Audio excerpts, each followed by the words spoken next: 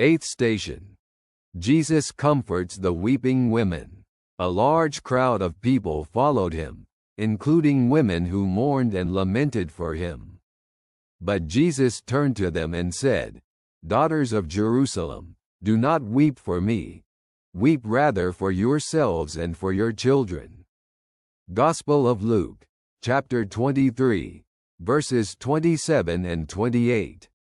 Reflection. Jesus, exhausted, suffering, and close to falling, does not focus on his own pain.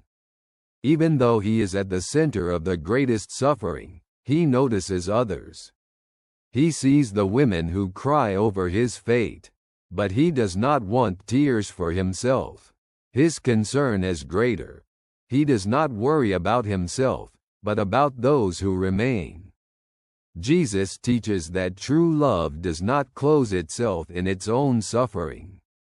Even in the most difficult moment, one can see another person. One can notice their pain, their difficulties, their confusion. Sometimes it's easy to cry over someone else's misfortune, but Jesus encourages us to look deeper, into our own heart, our own life. Does weeping over someone else change anything in my behavior? Do I notice what in my life needs change? Jesus does not expect compassion. He expects a person to look at themselves, at their choices, at their life. Because true transformation does not start with tears over someone else's suffering, but from the decision to live differently oneself.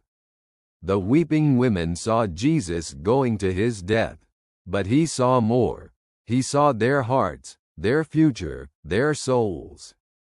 And it was them he cared for, because the greatest love does not think of itself, but of those it wants to save.